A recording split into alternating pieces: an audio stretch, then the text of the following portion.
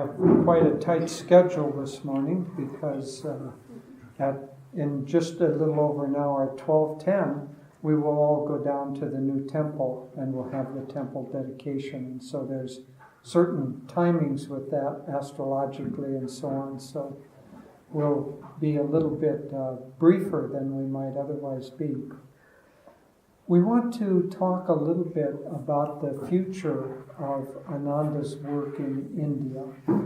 But Ananda represents the hive. Organization is only a place where people can come, and that outward organization, if done correctly, will help everyone's individual relationship with God. So Ananda needs to provide that matrix, one might say, or as Master called it, the hive. But unless that hive has the honey in it, it is really not worth very much at all. The honey is self-realization. And so I want to talk during my portion, each of us will talk for about 15 minutes each.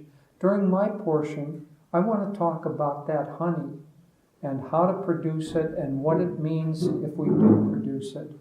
So obviously our path ends with the technique of, doesn't end with, the technique that we build up to is the technique of Kriya Yoga.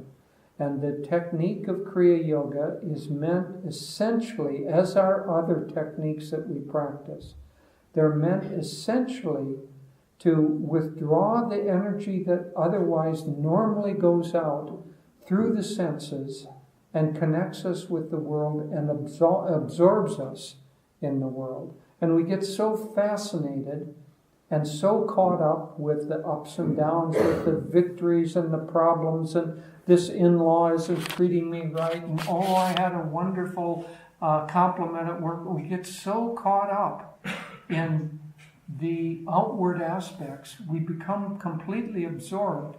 And in that absorption outwardly, we completely forget about God, and we forget about our own upward direction, the drive of the soul to reunite once again with God, from which we came and which we are always a part. So it isn't really that we want to have God come to us or that we want to come to God, because we already are in God. Nothing exists in this world except God. So it isn't that we need to make a journey. We need to get away from the veil of delusion that keeps us outward so that we realize who we are. So Master didn't call his path, the pathway to God. He called it self-realization, because when we realize who and what we are and always have been, we will realize that nothing exists, nor do we exist outside of God.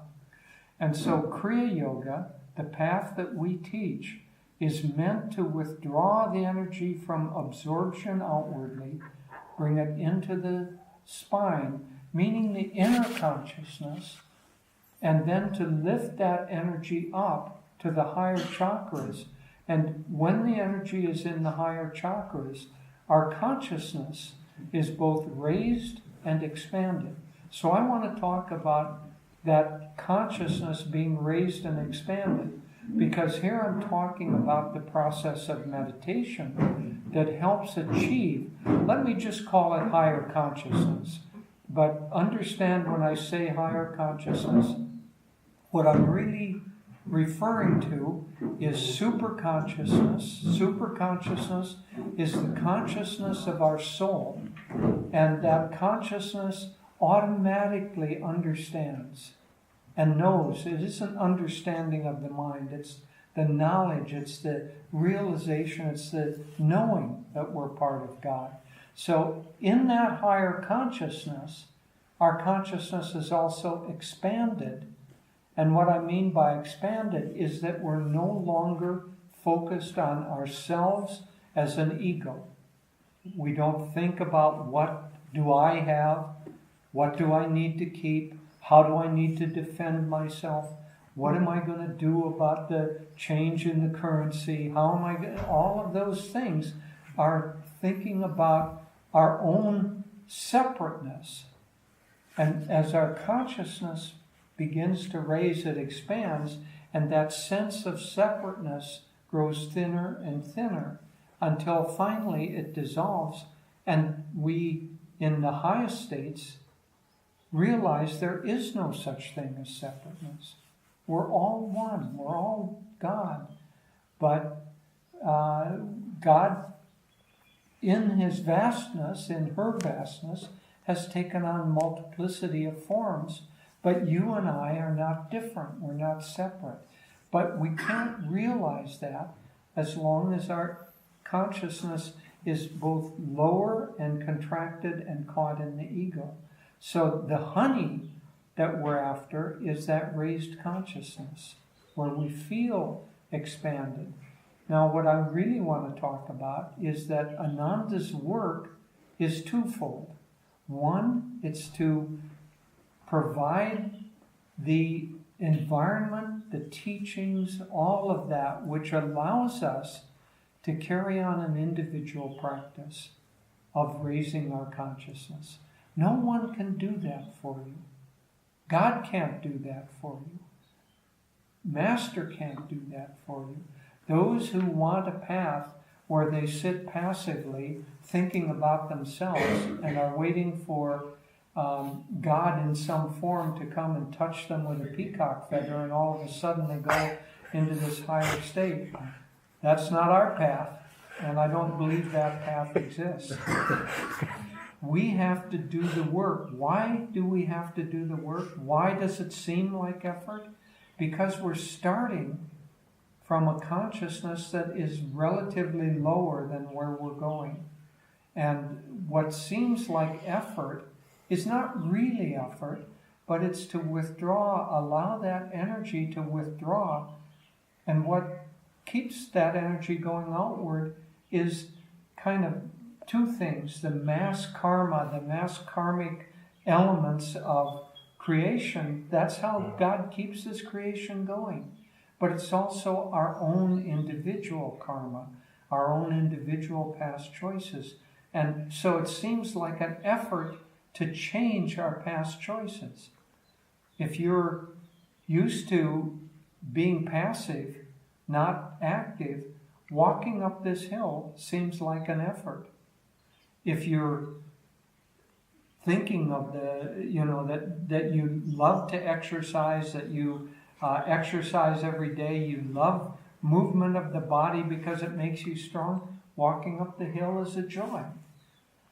When your mind is restless, meditation seems like an effort. When your mind is calm, meditation is a joy.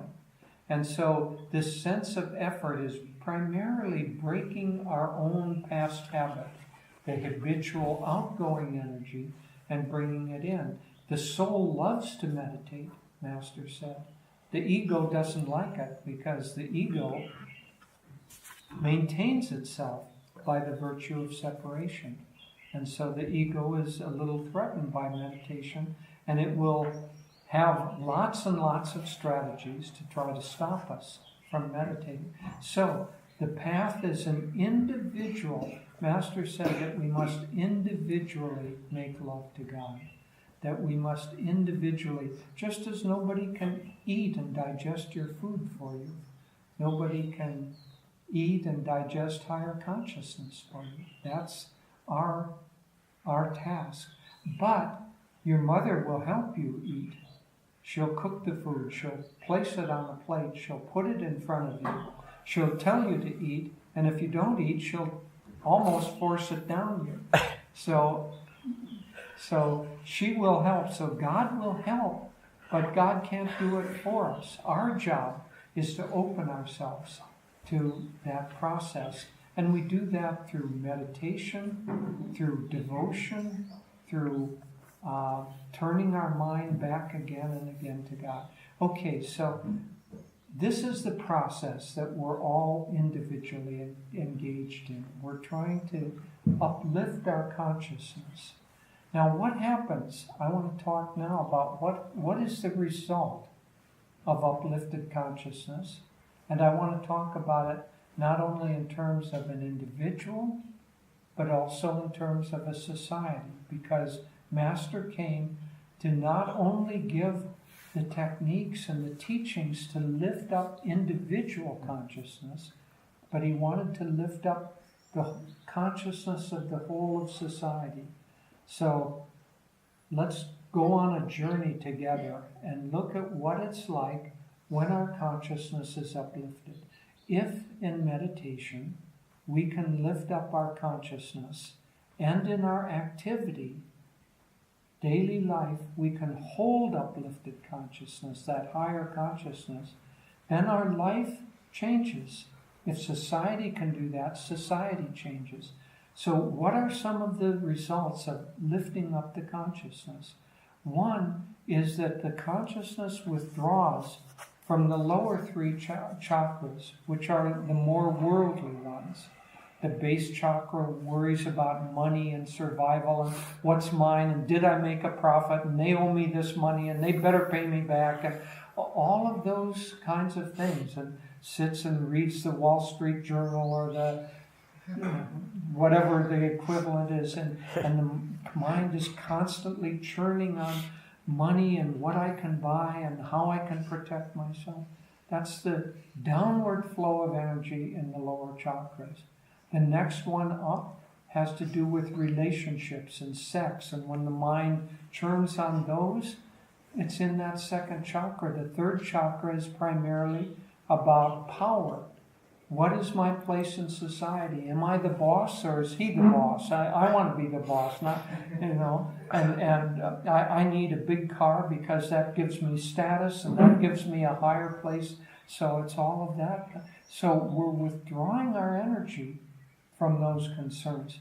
Then as we come upward, and we actually have techniques, the higher kriyas are meant to bring the energy into the upper three chakras and to keep them there. And the third and fourth initiation, for those who have it, specifically works with those three upper chakras in order to bring the energy up. So from this chakra, we begin to think in terms of love. This is the chakra of divine love. We begin to think in terms of love and kindness and caring for others, and that if we get money, we want to share it with others. In this chakra, we get into the vibration of calmness so that the mind becomes less restless. Our activities are not those that make us restless or make others restless. And from here and here is the centers of joy.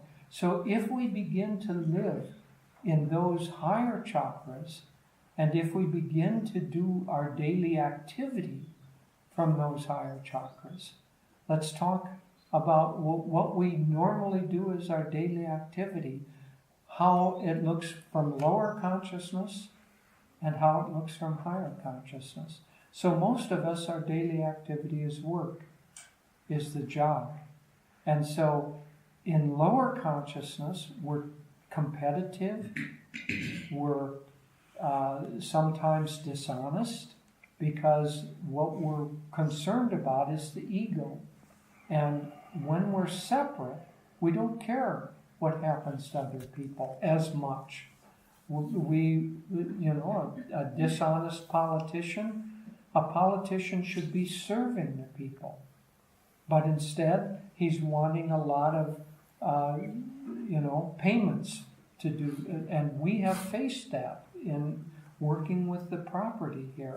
Dishonest politicians and so on. So when you do business in lower consciousness, you think about yourself. When you do business in higher consciousness, you think about the welfare of others. And so Ananda has to do business. We as people of Ananda, we have to have jobs. We have to have enterprises. But what we should be doing is doing those enterprises from higher consciousness. So when we do business, we should be thinking about the other person and the welfare of the other person. If we're selling something, we should talk to that person about the value to them and be honest about that. We were talking with someone, I'm not going to mention her name, who is in this room, and she was a salesman at a very high level. She sold technology equipment. When she would talk with the customer, she would explain exactly, find out their needs, and if her product did not do as good of a job as her competitor, she would suggest that the person buy the competitor's product. And because of that, her clients came to absolutely trust her and trust her advice. See, that's the difference between negotiations in higher consciousness and lower consciousness. You think of the other person. When Swami would go into a store, he would treat the owner of that store as if they were his dearest friend, a brother, a sister. He'd ask them about what was going on with them. He wouldn't try to bargain them down, although sometimes just for fun. Master, coming from India, where that was more usual, would bargain down to get the lowest price because he was getting it for the organization. So he would get it for the lowest price. Then he would give a donation back. So, see, it's really, business is one of the essential aspects of life. We have to do that.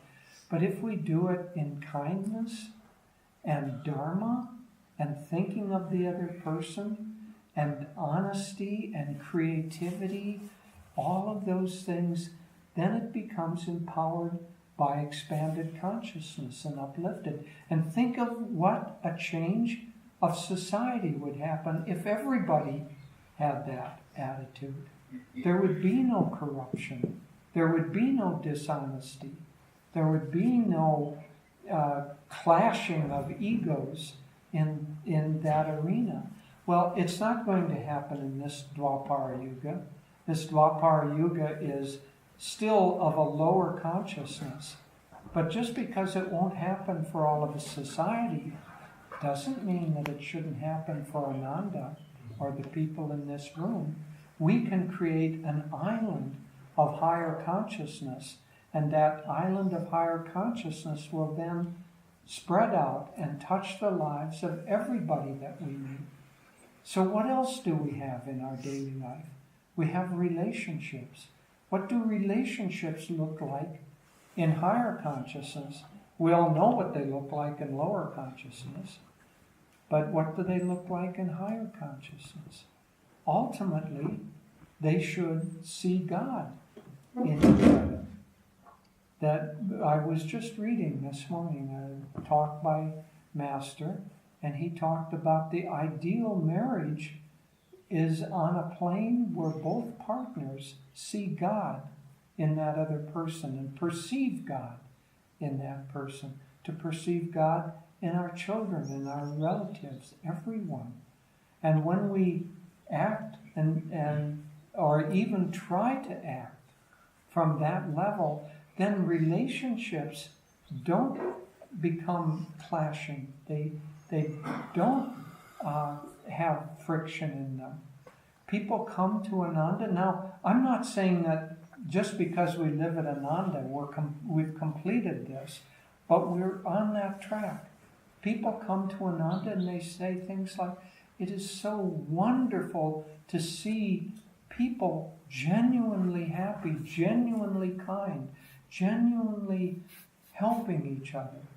You know, we've had Ananda for 50 years. There's never been a fight at Ananda. There's never been a crime at Ananda, except a couple of little tiny ones where some teenagers were trying something and shoplifted. And then immediately they felt bad and, it got corrected. But when we're functioning from higher consciousness, crime goes out, violence goes out of society, clashing goes out, and replacing that is kindness and caring. If somebody falls sick at Ananda, the whole community gathers around and brings meals to them and caretakes for them.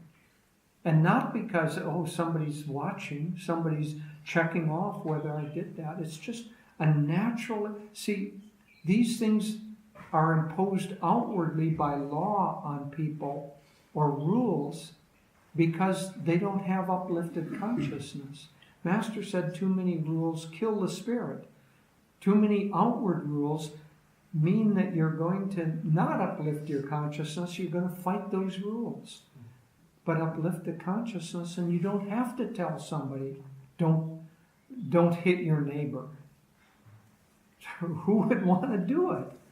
But if your consciousness is lower, you think of all kinds of reasons. See, so the essence, the real honey of Ananda is uplifted consciousness applied in every aspect of life. There's nothing in life that's not spiritual if we approach life with an uplifted consciousness. And there's nothing in life that's sacred if we have our consciousness downward flowing and in the ego. And you'll find lots of people who scoff at the idea that anything could be sacred or anything could be holy or that God even exists.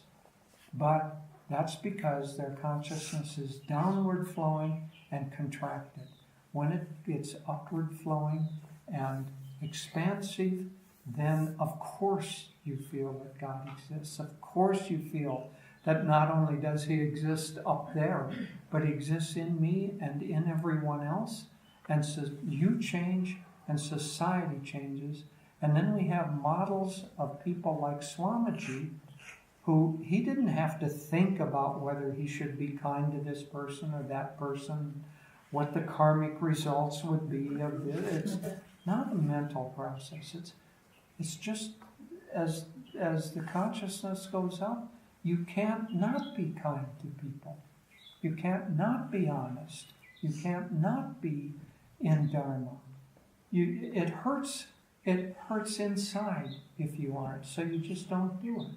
And so our job is individually to do our practices, lift our consciousness. As a group, to live in higher consciousness in everything that we do, and to open up the hive of that honey so that anybody who wants to come can come and partake of it, and so that we can help society.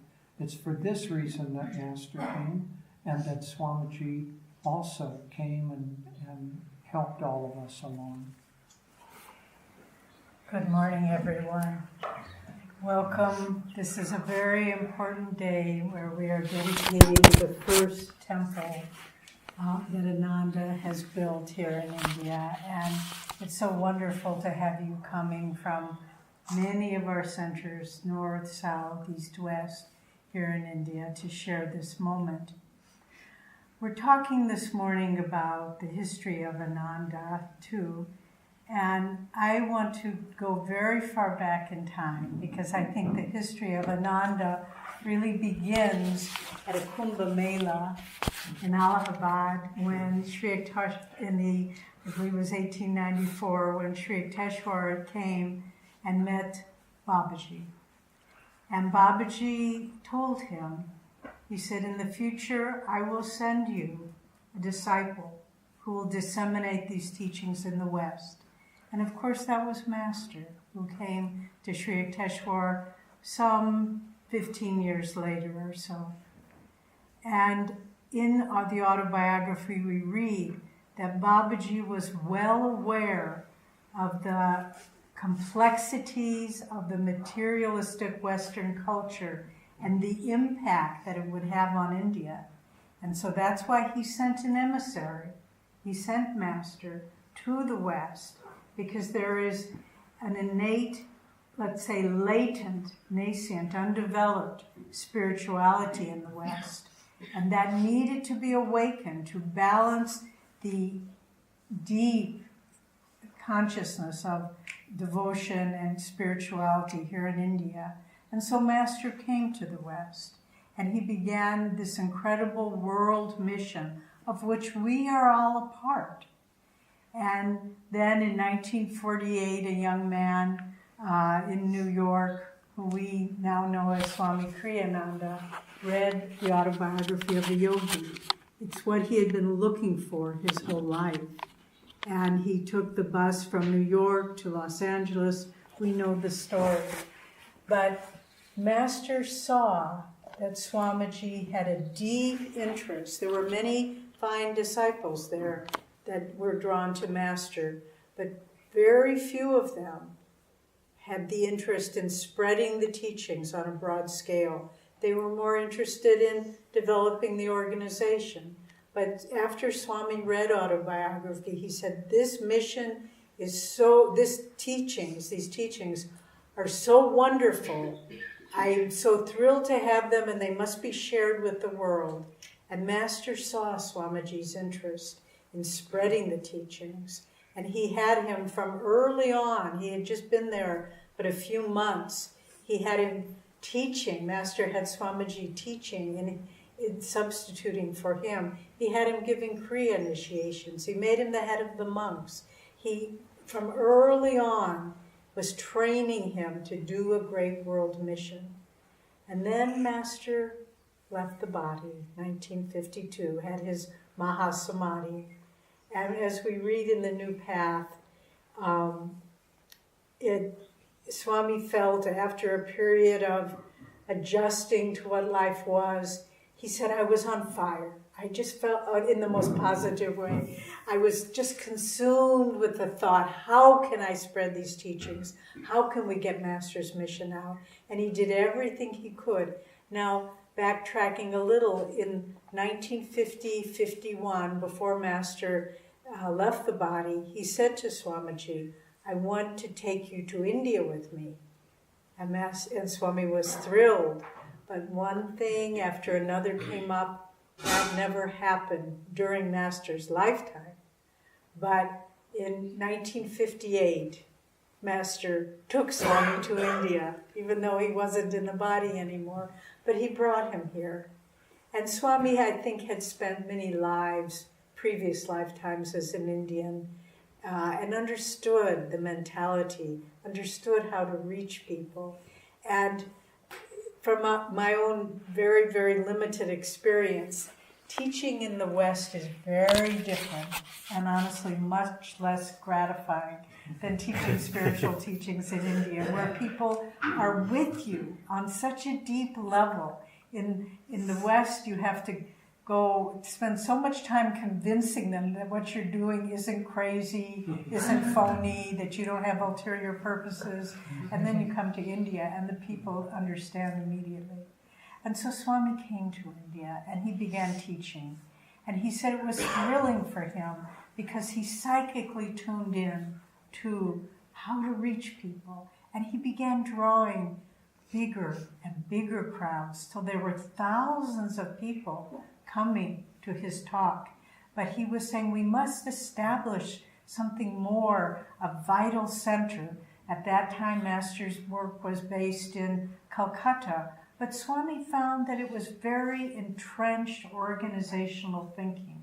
He said it was like trying to pour, quoting from Jesus, new wine into old wineskins. He said, and he thought, we must get out of Calcutta. And for those of you who live here in Calcutta, I don't know if anyone is, of course it's a holy city, but he was speaking as a center for building and work. After all, Master lived a great deal of his life in Calcutta. And so he went to Delhi. And again, he began drawing big crowds, big crowds. And then he thought, and we all know the story, we must establish a beautiful spiritual center here. And with miracle after miracle, he was able to get permission from the highest level, from Prime Minister Nehru, Prime Minister at the time, for a piece of land that was in the Greenbelt area. And it was a work, Swami had thrown all of his input, all of his energy, his focus into it. And he needed to rest after the approval. He went up to Darjeeling for a little rest. And from there, he got a phone call and a telegram from the headquarters in America. We do not want this property. We do not want this land. And within 2 years, he was thrown out of the organization. A tragic story in some ways. But I think Ananda would not be what it is if Swami had not gone back to America and started to work on his own. Started Ananda, which was embracing, which understood that this work is to reach people everywhere, householders, children, as Jyotish was saying, focusing on education, business, all the things that Master touched on, but that weren't being developed. But in Swami's heart, I know, because we were with him from early on, there was always the question, when can I go back to India? When can I finish or re-begin, take up the work that was that I was torn away from? And he went back finally. He visited and reconnected with some old friends. Went back and then again in the early 70s, and he came. But I think he was feeling, is there the opening yet? And it wasn't yet. But I know in the back of his mind, in spite of everything else he did, the desire to come back and build Master's work in India was there. And then I remember it was 2003. Devi and Jyotish and I were working in the Sangha office then. And we got an email from a couple who were living in Calcutta, were they? Or Delhi? Yeah, Calcutta. And they were members, they were Westerners, but they were members of YSS. And they said, the work here, it's just, there isn't a vitality with Master's work in India. Do you think you could come, Swamiji, and bring vitality to the Master's work here? Devi showed the letter to Jyotish and me. We looked at it and we thought, oh, we don't know who these people are. Do we trust that they're being honest and sincere? Should we show it? Swami was in Assisi at the time. Should we show it to Swami? Should we send it to him? I'm not sure. We waited a day, I think, and then we sent it to him. By return email, he said, we are going to India. Come immediately to Assisi. We will begin talking. And that was the sign he was waiting for. Master was calling him. And he knew 2003, as it turned out, he had 10 years left in his life. He knew the time was running out. And so he gathered a small group of people. We came over with him. Some others came. 2003, and some of you have heard us tell the story, but it was so beautiful to watch the night before Swami left Italy to begin Master's work in India with Ananda. We were helping him pack. And, you think it would be now we need to bring these books and these, manuals and very organized. He was like a little child. He said, oh, I like that cushion. Let's put that in the suitcase. And that picture of Master with the silver frame, that's my favorite. Let's put that in the suitcase. And it was just like a little child going off to camp. So pure, so free. And we got here.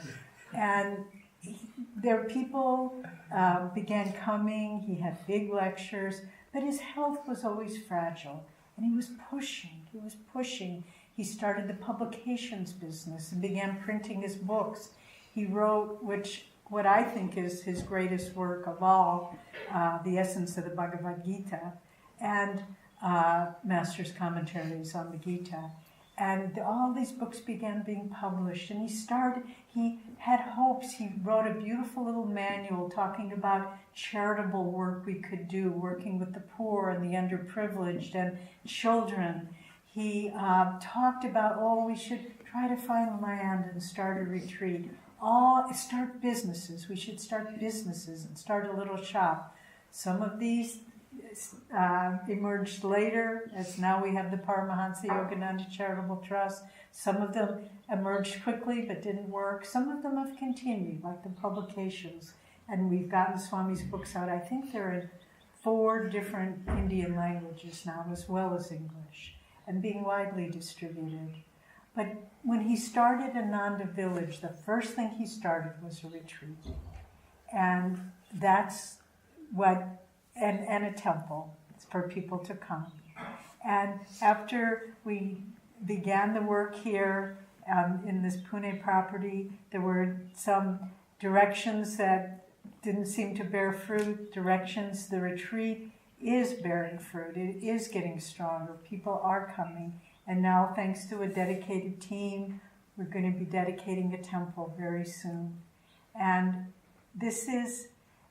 so the history of Ananda begins back with a divine mission, and through the agency of dedicated, determined, great avatars and saints, Master, Swamiji, and then through the joining of many, many people, all of you, who are saying, we will continue Master's work that Swami started, that Babaji ordained, and we will present these revolutionary teachings that will change and uplift the consciousness of not only India, but as India and America join. Master said there's a karmic bond between India and America, and they will join together to uplift the consciousness of the planet. And this is what we see beginning to happen through all of your support and efforts, but most of all, through the blessings of our great Master and the blessings of his devoted disciple, Swami Kriyananda. Thank you, Devi. Thank you, Jyotish. So many stories we could tell, so short a time that we have. I'd like to go back a little bit in time to talk again a little bit, a story related to this theme that we're talking about today, Master's work in India. And I'll take us back to the beginning of Ananda village. And at that time, Swami had initiated the purchase of our property, and slowly people began to come, and we purchased more property, and it began to grow very rapidly. But we, unfortunately, or maybe fortunately in the long run, but at the time it seemed unfortunate, we ran into very severe difficulties with the local authorities. They came and visited us, and they asked us, what are you doing? You're doing all these buildings, you're doing all this construction, you're doing this, you're doing that, you have no permits, you have no plan. And they forced us to create such a plan.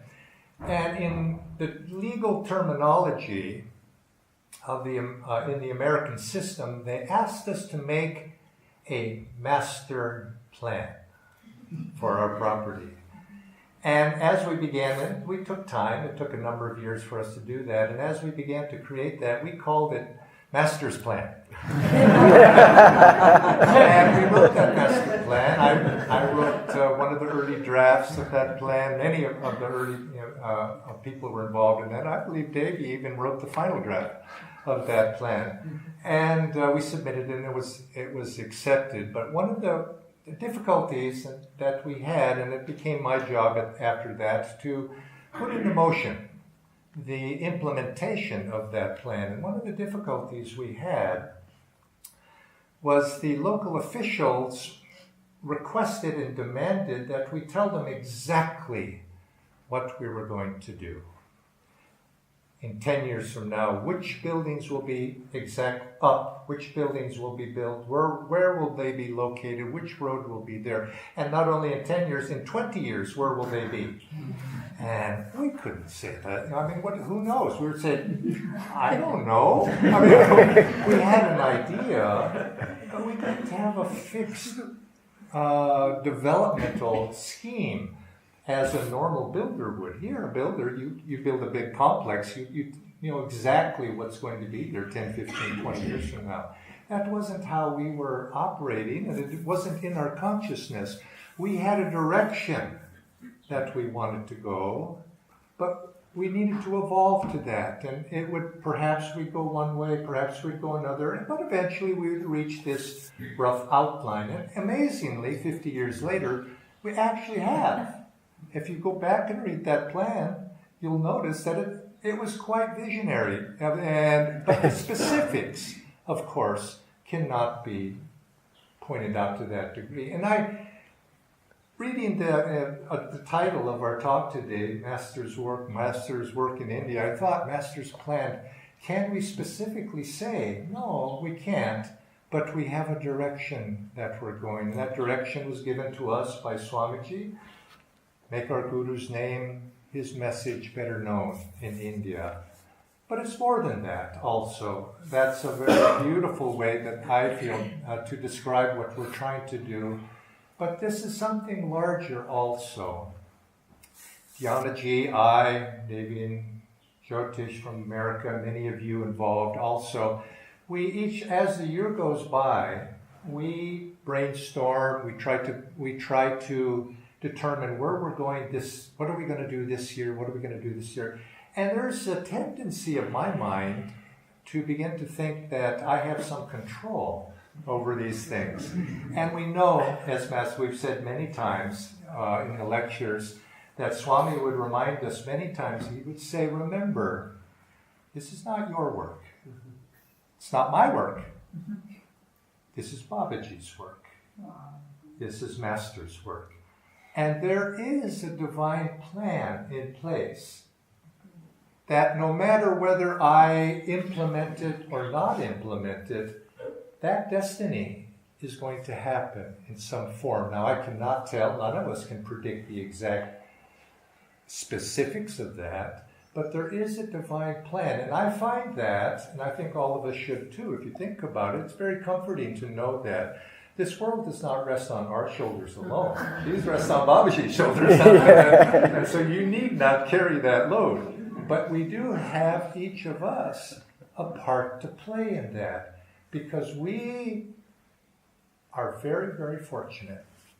And this is what I try to remember when things become burdensome to me, in my imagination of thinking I'm the doer. I realize that I've been given a great gift, as all of us here have. We've been given a great gift to be able to be instruments for the fulfillment of Master's work, for the fulfillment of Babaji's work, and for the fulfillment of those hopes and dreams of what Swami Kriyananda was envisioning also. And we get to be the instruments of that. And we all know, we say it so many times, the instrument is blessed by what flows through it. But remember, if we choose not to be the instrument, the work is going to happen anyway, because this is divinely ordained, put into motion by Babaji and the great ones. And if we step aside, it's too much for me, I have other plans. The wave, that river, is going to flow anyway. But we have the choice, you see, to step into place to be carriers of that and to do our little part. And in our doing of that little part, we have the opportunity and the blessing to be able to receive the blessings that go with that. Our job is not necessarily to know where every little piece is going to be in the future. Of course, sometimes we're tasked with trying to at least think what we're going to do next month. But in the long run, we don't know. But we have this feeling of direction that we're going. And our job, my job, each of our jobs, is to be a willing and enthusiastic instrument for that. And to try, to the best of our ability, to be in tune with whatever that future might hold for us. But remember, there is a divine plan. Babaji, when he came, he revealed to Master that in the future, he, or as Master writes in the autobiography, that he is tasked with overseeing the spiritual unfoldment and development of this world, this earth, this planet in the coming ages. And he's seen to that. He knows the trends of modern life. He knows the future in that sense of how it will develop. And Sri Yukteswar says a very interesting thing in his Holy Science. He says, we're in this age right now. We're coming out of an old age, a dark age, where people have based their consciousness on a belief that this world of matter, this world of solidity, this world of materialism is the reality. But we are moving into an age where people will come to understand that that is not so.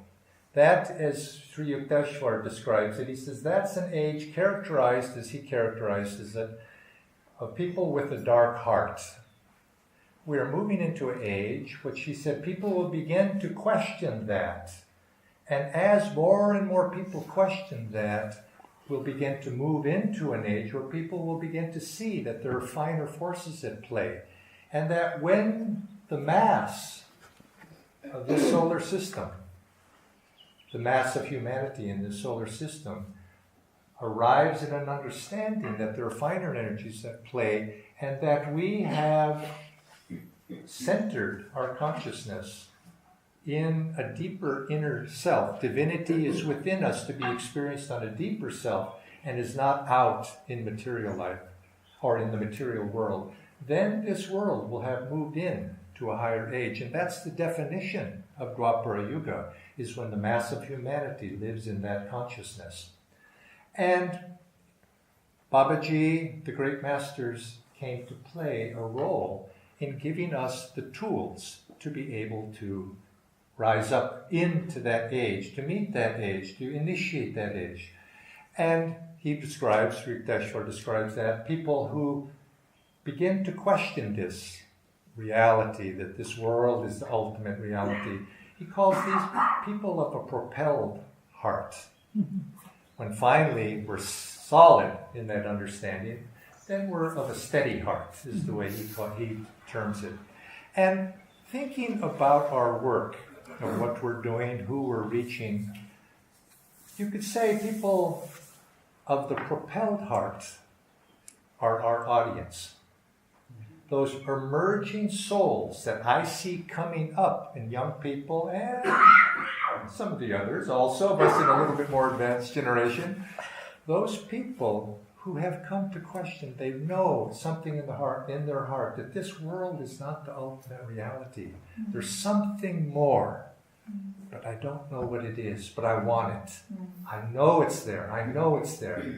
And it's to that audience, east and west, because that was that very state that I found myself in, a person of propelled heart, wanting, knowing, just feeling intuitively there was something more. That I read the autobiography, and that book is aimed, I think, particularly at that segment of the population who wants something more, who's looking for answers. And Yoganandaji, Guruji offers those answers. And so our work in India also is reaching out to those people who are beginning to question. Master says, or the Gita says, that those people that live in that, you might say, that firm conviction of the dark heart that this world is the reality, there's not a lot you can do. Time has to pass. Their own karma has to play itself out to make them question. Because if they don't question, it's difficult for us to reach them. That's been my experience in teaching. You see the people that come to our classes, they're eager for something. They're looking for something. And all of us are blessed to be able to help offer a solution. Now, each of us can serve in our own way. Not all of us teach, not all of us have a public role, but all of us have some role. We're part, you could say, of Swamiji's great family. It's in, I think, when I look at the devotees in Ananda, I see there's a certain, you might say, DNA amongst all of us. It's like we're part of the same family. We share something. And I think that DNA was expressed by Swamiji when we've said it many times, and you read in his autobiography, how when he was on that bus going west to meet Master, he wanted to know God. And he was so inspired with this inspiration, he wanted to share it with everybody. And I think that's what sets Ananda as a characteristic. We want to know. We are suspicious of this world as matter. We want to know what the truth is. But also, what I've noticed, and all of you here share this, is you want to share it with others. You felt that joy? Maybe you haven't got it to the degree that you want it yet, but what you do have, the DNA of Ananda is sharing. And I think when we look forward into the future, we see masters work in India through the instrumentality of Swamiji, through the instrumentality of Ananda. It's to share the joy that we have. How we're going to share it, I wish I knew too exactly how it was going to be, but I know we're going in that direction, and that direction, we put our full heart, we put our full energy in there. The details will take care of themselves year by year as we go forward. Let's do our very, very best with what we're doing right now, and the rest will take care of itself in God's grace. Many blessings to all of you. Hello, everyone. Hello. Namaskar. It's really a joy to be with you. I'll be talking today on how we can serve and help this great work. And I see so many wonderful friends and family here in the audience of people who over the many years have been helping, serving. Monday, we were reminded, is actually our anniversary of when Swamiji first came here to India. And some of us go way back from the beginning, some are newer, but we're Swamiji's children, and we're here to, as they've been saying, to serve this wonderful work. Master told Swamiji that he had a great work to do. And he also told him, Rajasi told Swamiji, Master will give you the strength to do it. And at one of Swamiji's birthdays, when he was there, he said that to all of us. And he also said, and you all are part of that strength that Master is giving me. And I feel we all are part of that strength for India, for getting Master's work going in India. When I first came here, I didn't know if I would stay or go. And one day I asked Swamiji, I said, well, should I stay in India? It looks like, I came in 2005. I've been here about 12 years now. And I said, should I stay? And he looked at me and he said, Dhyana, look around. You desperately need it.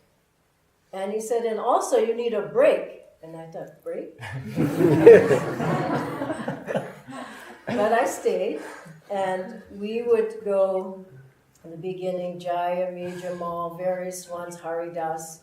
Swamiji would bless us, and he would send us out to teach all over India. We went to all the places we have centers, and we went, I don't know how many times. We were on the plane almost every other month, going around India, and Swamiji was writing books, as Devi said.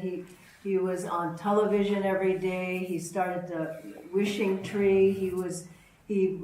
After a little while later, he was writing scripts for movies. And so it was a very busy time. And from all of that, we founded places. In the beginning, there wasn't very much help. So we did everything. You would, go set up the hall. You'd do the promotions. You'd set up the registration table. You'd sell the books. You'd give the talks. You'd clean up the hall and whatever. But now we actually have so many people who are able and willing to help. And we have centers in all the places that we used to go to. And this is fine, but it's not enough. There are so many people who are longing for these teachings in India. We're at the very beginning, even though we say, we've been here for 13 years, like that. But we have to go further. And Swamiji said that the work in India will be bigger than all of Ananda's work worldwide, India itself. And so when we think of that, we think of that, please come. We think of so many different areas. Well, we'll have many more centers. In the NCR, we'll have large centers. In Mumbai, I can see Kavita Ji's here. Welcome. We'll have very large work there in Mumbai. with the movie coming out now, and I'm sure she'll be telling us about it. Here's a seat for you. Please, please. And then when we think about the centers, we'll have many more centers. We'll have many meditation groups. We have a few, not a few, but we have some online classes, many online classes. We'll have many, hundreds of online classes. I think we'll have hundreds and hundreds of teachers. We'll have thousands and thousands of Kriya bonds. The work will be enormous. We'll have this retreat center, I think, will be coming up beautifully. We'll have other places.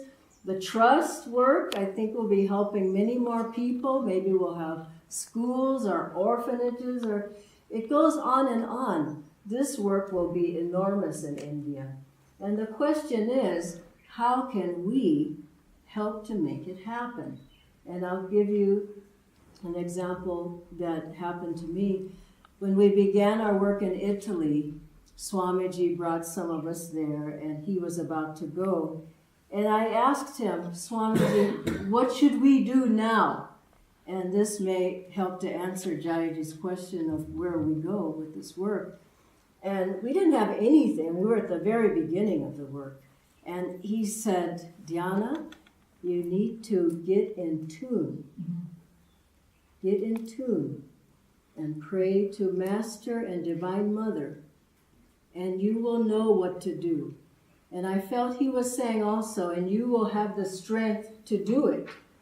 And I realized at that point that I wasn't in tune, a little bit, but that I needed to strengthen myself for the work in Italy to develop. I needed to get my sadhana strong. I needed to meditate more. I needed to chant. I needed to study Swamiji's books. I needed to maybe do the healing prayers. I needed to do affirmations. I needed satsang. I needed to know Swamiji's songs. And so I began to do all of those things. And I got stronger and stronger and more in tune. And with that attunement, then the understanding of what was next. This is what I should do. Now I can teach. Now I can lead sadhana. Now I can help other people. Now I can travel around Europe and give classes. Now the retreat can develop. Now I can serve. And so for all of us, we have a great work to do. The greatest work is that we get in tune, and that we stay in tune, and that we allow ourselves to be channels of what Master and Swamiji and Babaji and all the gurus are wanting to do with this work in India. And I believe all of us together, with the magnetism of our devotion, of our sincerity, of our willingness, of our wanting to serve this work, we are the channels that Master has chosen for now, for India. And I think all of us together, hand in hand, can make a miracle happen. Many hands make a miracle. But that comes from inside. And with that strength, I think Master will use us and Swamiji to make this work that they have envisioned, that's already there, make it a reality in India. God bless you all.